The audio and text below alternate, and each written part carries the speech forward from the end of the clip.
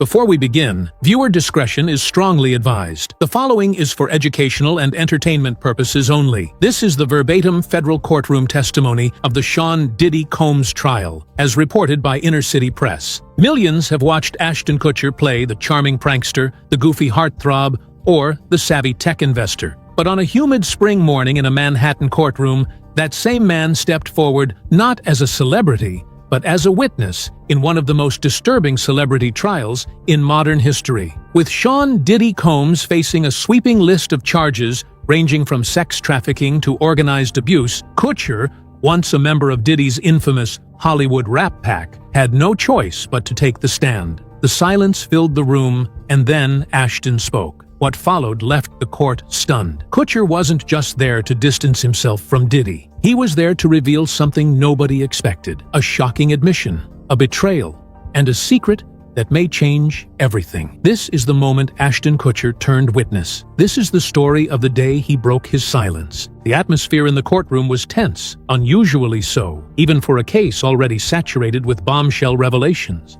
But when Ashton Kutcher was called to the stand on day 9 of the trial against Sean Diddy Combs, the room shifted. There was a different kind of silence. Kutcher didn't enter like a Hollywood celebrity used to red carpets and fanfare. He walked in like a man cornered. His tie was tight, his brow damp, his eyes scanning for an exit that didn't exist. Because for the first time, he wasn't on a soundstage. He was under oath. The media had speculated for weeks that Kutcher's name could come up. Years of photos, investments, and partying with Combs had resurfaced in the wake of Diddy's arrest, and Ashton's team had been working overtime to clean up the timeline. But no amount of spin could change what the prosecution had dug up. Kutcher's name appeared in correspondence, security logs, financial records, and most damning of all, in a handful of videos seized from Diddy's compound.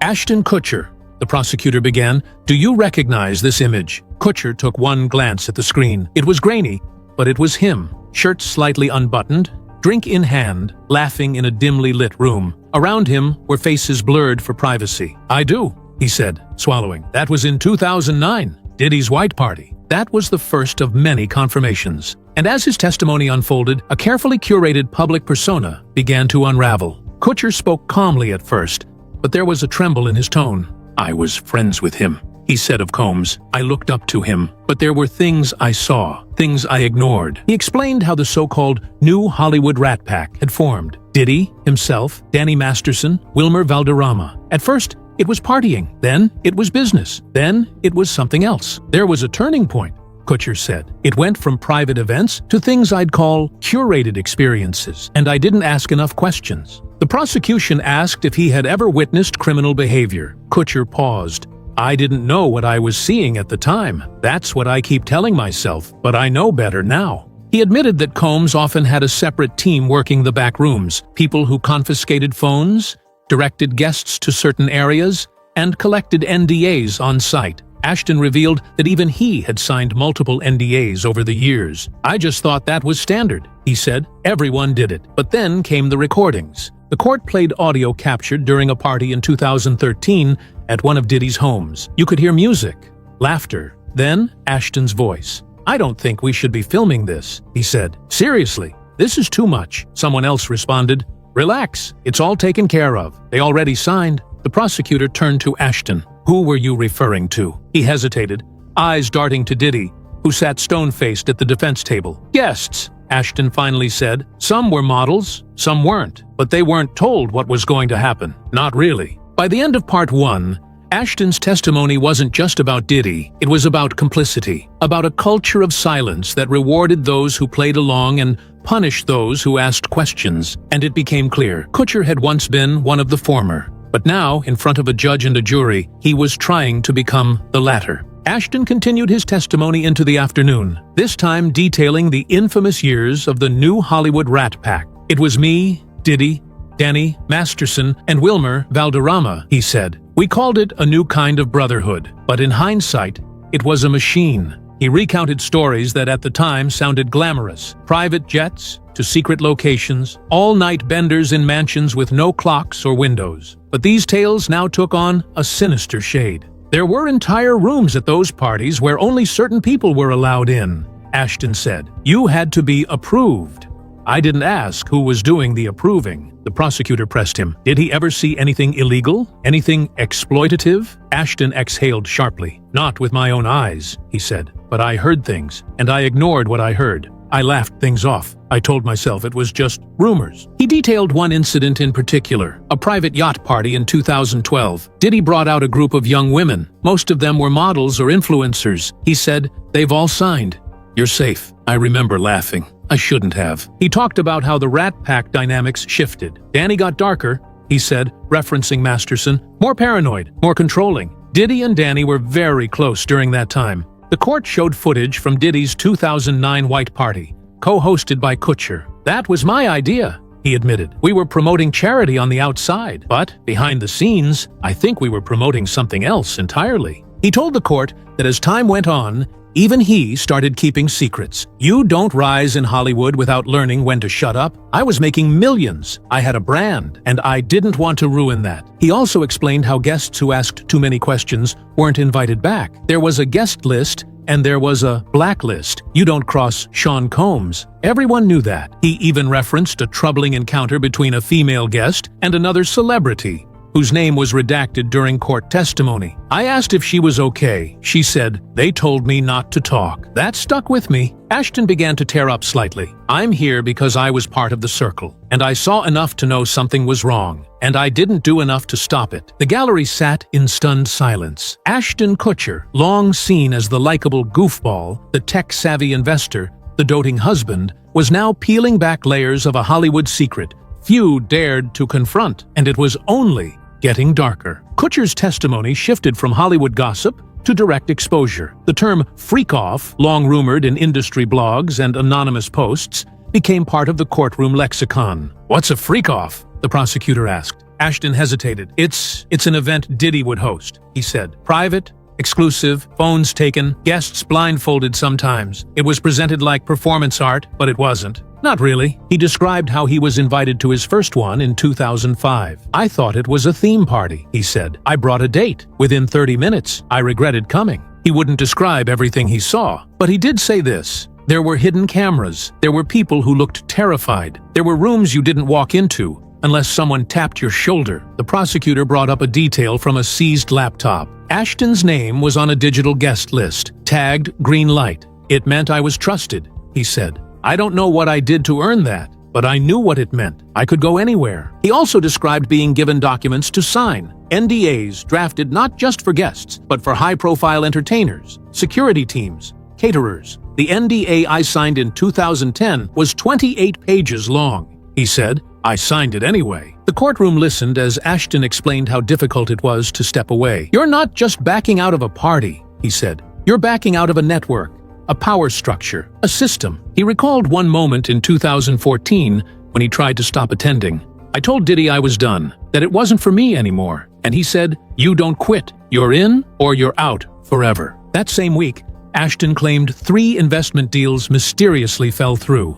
"I got a call from a mutual friend who said, 'You made someone nervous.'" Ashton ended with a chilling admission. "I was afraid, not just for my career, but for my family." Diddy had reach, and people don't understand. He didn't need to raise his voice. All he had to do was stop returning your calls. That was enough to destroy someone. And with that, the courtroom broke for recess. But nobody moved, because Ashton Kutcher, for the first time in decades, was finally telling the truth. Once the court resumed, the focus turned away from parties and into something far more calculated: the financial and business ties that had quietly fueled the lifestyle Ashton Kutcher and Sean "Diddy" Combs had constructed. This wasn't just about what happened behind velvet ropes, it was about what funded it. Kutcher had long been considered a savvy investor. From early tech startups to massive venture capital plays, he had positioned himself as Hollywood's bridge to Silicon Valley. But as he explained the network behind it all, a pattern emerged. Many of his deals overlapped with names now caught in the crossfire of Diddy's scandal. "In 2009,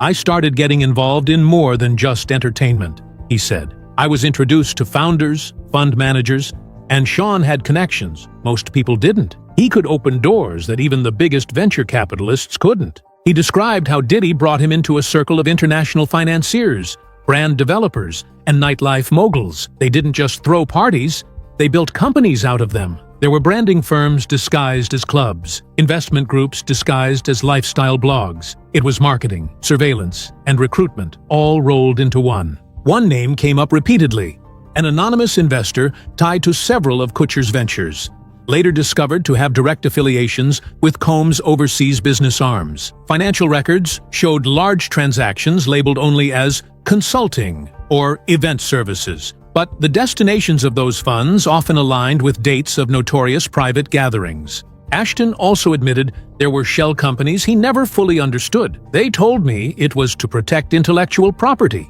he said, but looking back, it was probably to hide who was really funding what. When asked why he didn't dig deeper, Ashton looked down. "Because the money was good?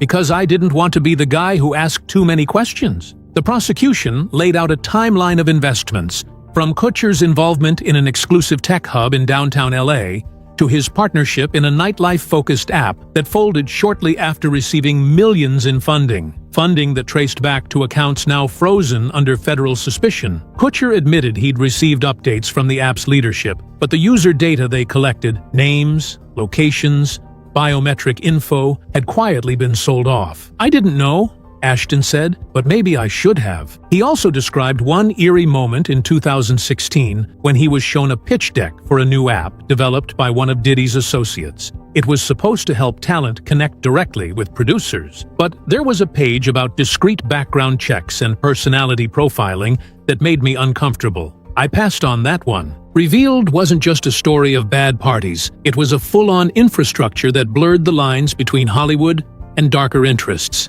And in the middle of it all were names you'd see on magazine covers, holding awards on stage, while behind the scenes, they were cashing checks signed in silence. As the years wore on, Ashton Kutcher's circle got smaller. The bond that once united the so-called new Rat Pack began to fracture, and not because of scandal, but because of control. It became clear that within this Hollywood fraternity, loyalty had a price, and betrayal came with consequences. After 2014, things changed, he said. Danny Masterson became more paranoid. Wilmer Valderrama started distancing himself, and I started hearing whispers. He wasn't just referring to media gossip. According to Kutcher, people close to the group were quietly breaking away, not out of disagreement, but out of fear. One friend stopped showing up to everything. We thought he was just burned out. Then he called me and said, "You know too much. Get out." Kutcher claimed that after he began declining certain invitations, events, investments, dinners, things around him shifted. Projects that were greenlit suddenly went dark. PR deals fell through, and certain executives stopped returning his calls. "It felt like I was being quietly frozen out." He detailed a chilling encounter in early 2017 when he ran into Diddy at a charity gala. He hugged me, told me I'd been missing out, and then he said, "You should be careful about what you don't remember." That line stuck with me. Shortly after, Ashton said he received a USB drive in a blank envelope at his office. It was footage from a party in 2012. Nothing illegal, just embarrassing. I got the message. He admitted that fear started dictating his decisions. He didn't speak up. He didn't confront anyone. He just tried to back away slowly, hoping no one would notice. But someone always did. Every time I pulled away, something would come up, he said. A tabloid leak, a hacked email, a threatened lawsuit, and I'd scramble to protect my name, my family. But the deeper concern was what he couldn't protect, his conscience. Ashton recounted a night in 2018 when he got a call from a friend warning him that a civil suit was coming against one of the Rat Pack members. They said, "Don't let this get to you. We'll handle it." That's when I realized this wasn't just friendship anymore. This was damage control. He began distancing himself from everyone involved, quietly moving funds, severing ties, reworking contracts. But even then, the ghosts lingered. Business associates would still bring up Diddy's name with reverence. Tech founders would drop hints about private funding rounds. And all Ashton could do was smile and nod. "I felt like I was being followed by a shadow I couldn't shake," he said. And the worst part was, I helped build it. By 2020, Ashton Kutcher had done everything to scrub his image clean. His investments were framed as altruistic. His media appearances leaned wholesome. His family life was staged like a postcard. But under the surface, he was running. He wasn't alone. The entire entertainment world was shifting. The pandemic forced stars to retreat. Scandals began surfacing. And eventually, Diddy's name was no longer whispered, it was shouted. When I heard about the first raid, Ashton said, I wasn't surprised. I was relieved. But the relief didn't last, because soon after came the subpoenas. The headlines, the social media accounts posting pictures long since forgotten. Kutcher's name was back in the mix, and this time, no PR team could contain the damage. He described the day federal agents knocked on the door of one of his business properties. They had a warrant. They wanted access to archived footage, correspondence, travel logs. I gave them everything. He also explained why he didn't speak publicly during the initial firestorm. I was scared, not just of the legal blowback, but of how deep it would go, who it would hurt. The biggest blow came in 2023, when footage surfaced of a party once hosted by both Kutcher and Combs in the Hamptons. It wasn't graphic, but it showed influencers being led by handlers into off-limits areas. Ashton, on camera, said only one sentence, just keep them calm until we start. When that clip surfaced, everything changed. That wasn't what it looked like, he said in court. We were running a branding shoot, or at least, that's what I thought. That's what I was told. But public perception didn't care. And for a man who had built his brand on charm and trust, the hit was fatal. He lost endorsements. Tech partners began distancing themselves. Investment funds quietly removed him from board listings. And Mila, his wife, was reportedly livid. She begged me to walk away years ago, he said. I didn't listen. Ashton described how his kids began asking why strangers yelled outside their home, why news trucks camped outside. I had to explain things I couldn't even explain to myself. Ended not with a bang, but with a crumbling. A Hollywood A-lister, once seen as untouchable, now watching his empire fall brick by brick. Not because of what he did, but because of what he refused to see. And worse, what he refused to stop. Ashton's voice lowered as the conversation turned to someone he once called a brother, Danny Masterson. The courtroom felt the shift immediately. No one in the room needed reminding of Masterson's fate, convicted and sentenced. But what no one had heard before was how deeply embedded he was in this circle, how far the influence stretched to protect him, and how Ashton Kutcher was far more involved than he'd previously admitted. We came up together, Ashton began. We shared everything. Work, parties, even investors. He described how the years they spent on that 70s show weren't just about filming. Offset, it was networking. Danny was plugged into Scientology, Kutcher to tech and venture capital, Diddy to fashion and music. And at the core, they fused it all into one web of power that was designed to silence dissent. What people don't know, Ashton said, is how that power moved behind the scenes. When Danny was first accused, it wasn't just lawyers that got involved. It was favors being called in from people across every industry. I watched it happen. He recalled a particularly disturbing evening in 2017, just before Netflix dropped Masterson from the ranch. Kutcher said a private dinner took place in the Hollywood Hills. There were execs there, producers, a few artists, and one of Diddy's lawyers. The conversation wasn't about whether Danny was innocent. It was about how to keep everything quiet. Documents surfaced showing a sequence of communications between Kutcher and his team where he offered to manage optics on Masterson's behalf. I thought I was helping a friend, he said, but I didn't realize I was helping bury the truth. The court was shown a memo from a PR firm Kutcher employed in 2018, listing a plan to flood search engines with positive news stories involving himself, Diddy, and Masterson. The campaign included celebrity endorsements, red carpet appearances, and even quiet donations to women's charities, all timed with specific legal milestones. I was scared of what would happen if the public turned on us, Ashton admitted, so I became part of the distraction machine. He paused before delivering one of the most haunting revelations yet. There was a call in 2019. Danny was panicking. He said if things went south, he'd take people with him. And when I asked who,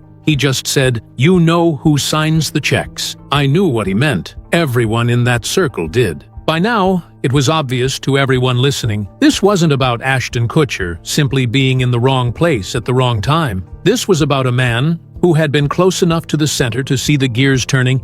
He finally pulled back the curtain on how silence was bought and how it nearly bought his soul. Ashton described something called the cleanup crew. It wasn't one group, he said. It was a system. A strategy. There were fixers, drivers, private medics, publicists, legal shields. You'd walk into a mess, and by morning, everything would be reset. People paid, stories erased, sometimes memories too. He recounted an incident in 2015 at an event overseas. A guest had a medical emergency. A security team swept in, removed her, and by dawn, the room she'd been found in had been remodeled. "I saw the blueprint," Ashton said. "They covered the entire wall in mirrored glass, like it never happened." He explained that there were 3 tiers of silence: the hush fee, the job offer, and the threat. Some people got a new car, others got booked in a new series, and some just disappeared from the invite list. Financial records were presented showing Ashton had authorized payments through one of his LLCs to a media consultant who had, coincidentally, also worked on damage control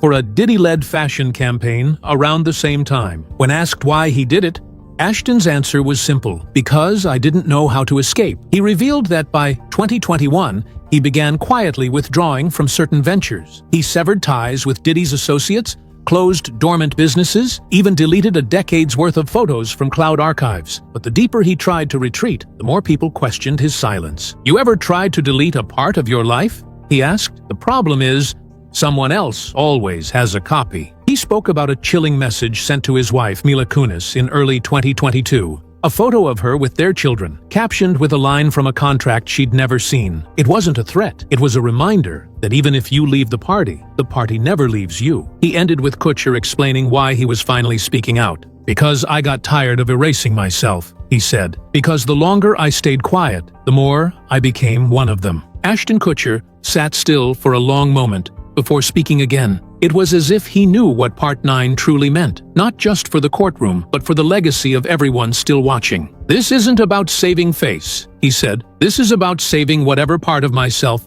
I still recognize." He was asked one final question. If given the chance, would he go back and change anything? "I would have walked away," he answered. "Back in 2005. The first time I saw the door close behind me at one of those parties, I should have left. But I didn't. I stayed. I played along. I smiled on carpets and pitched apps while people got hurt behind the scenes." He admitted he had sent letters to some of the victims recently, not to ask for forgiveness, he said, just to tell them, "I see it now. All of it." Ashton turned to the judge before stepping down. "Your Honor," he said, "if there's anything this court needs from me, emails, records, names, I won't fight it. I've done enough fighting for the wrong people." A hush swept over the room. Even Diddy didn't flinch, because at that moment, the courtroom wasn't filled with celebrities or moguls. It was filled with the echoes of what they'd all tried to bury. Outside, the world was watching, and whether you believed Ashton was a hero, trying to atone, or just another guilty man with a polished smile, one thing was clear: the curtain was finally being pulled